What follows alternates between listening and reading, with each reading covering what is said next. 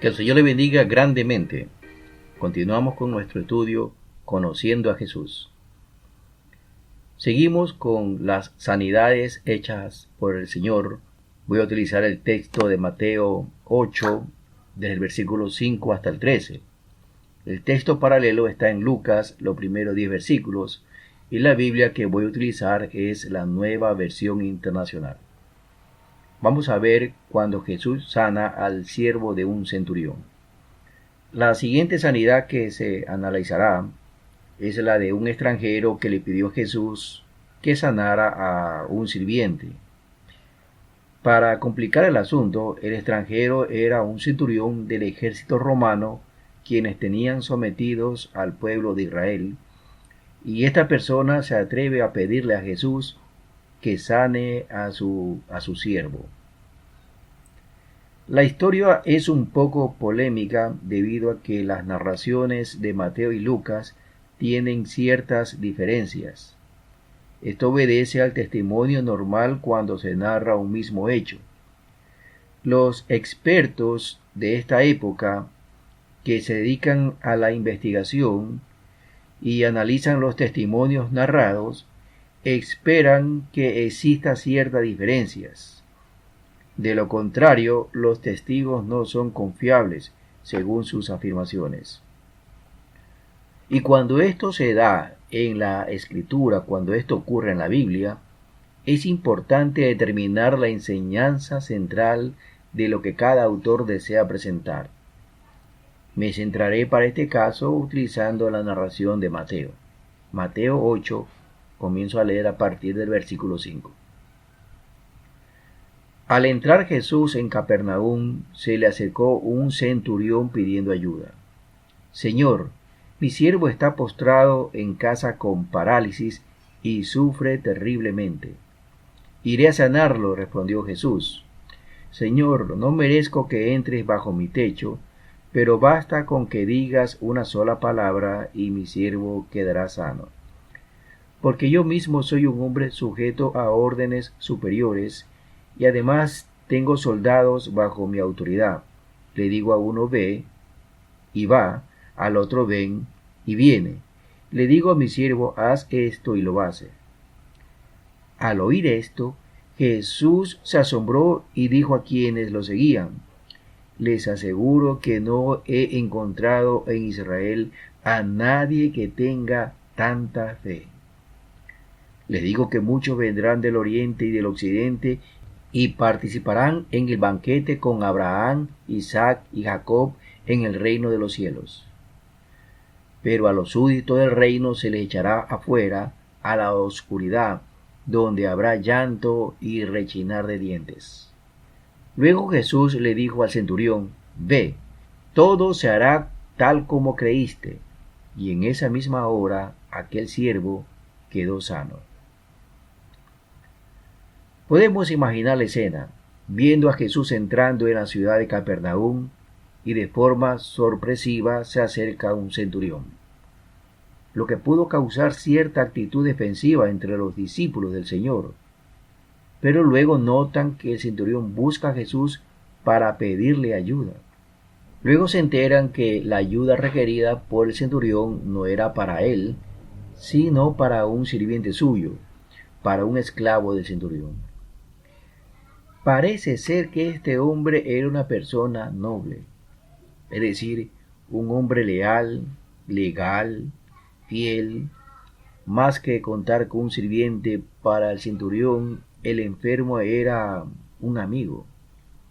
Siendo un hombre de guerra, dispuesto a actuar de forma enérgica cuando se requiere, ahora le toca actuar sin temor alguno, dejando a un lado toda postura de autoridad y prestigio para rogar por la ayuda de su amigo. El Señor Jesús entendió eso, y de seguro pudo notar muchas cosas más, y se compromete en ir donde estaba el enfermo para sanarlo. Sin embargo, el centurión, consciente que los judíos no acostumbran entrar en casa de una persona que no era judía, por los asuntos de la contaminación, le dice a Jesús que no necesita entrar en su casa. La expresión que usa es sorprendente. Él dice, no merezco que entres bajo mi techo. Sin duda alguna, este hombre tenía un concepto de mucha estima acerca de Jesús. El centurión comprendía, a diferencia de todos los romanos y soldados, que Jesús era diferente. Además, él estaba convencido que Jesús tenía un poder nunca antes visto sobre toda clase de enfermedad. Sabía que la autoridad del Señor trascendía más allá de su presencia. Con su sola palabra, sin estar presente delante del enfermo, él estaba seguro que podía sanarlo. Así que el centurión pudo comprender que las palabras de Jesús tenían poder. Después de las declaraciones del centurión, el texto de Mateo dice que Jesús se asombró por las palabras pronunciadas por el centurión romano. Ahora bien, no se trata que el centurión estaba intentando persuadir a Jesús para que sana a su siervo, haciendo alarde de humildad o algo parecido. Jesús pudo ver lo que respaldaba las palabras del centurión, esto es, la fe que tenía este hombre.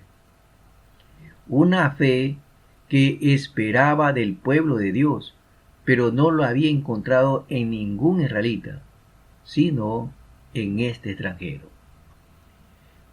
Esta situación sí que causa sorpresa. Se espera que quienes conocen las Escrituras, quienes han sido escogidos por Dios para ser su pueblo, quienes han recibido toda clase de bendición de parte de Dios, quienes han recibido la promesa, quienes han sido testigos del poder de Dios de muchas maneras, tengan la debida fe en el Señor. Pero aparece un extranjero que no cuenta con nada de estas cosas, de estas bendiciones, y tiene más fe que los escogidos de Dios.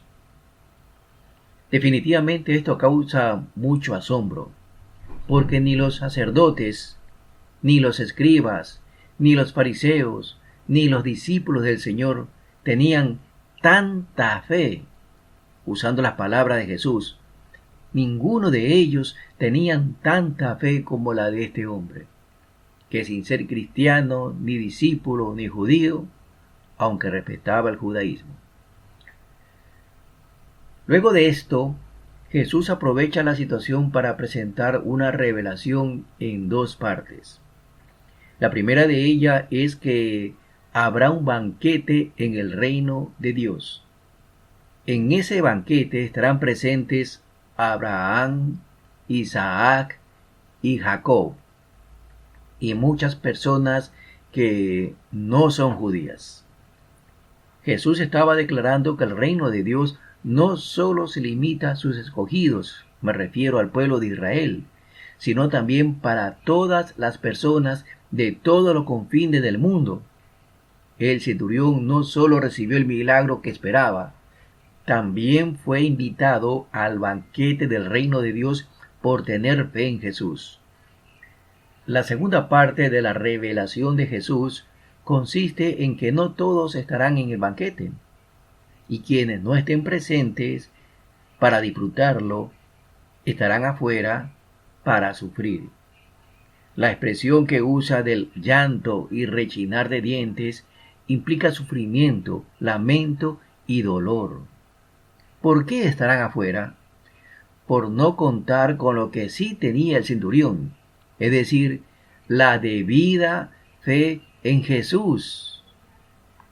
El centurión no es un hombre único en fe. Jesús declaró que muchos vendrán del oriente y del occidente. Usted puede ser parte de esos muchos. Usted también puede ser de los que participen del banquete en el reino de los cielos. Usted también puede recibir el milagro que quiere del Señor. Solo basta con tener fe en el Señor. Que la bendición de Dios sea con todos ustedes.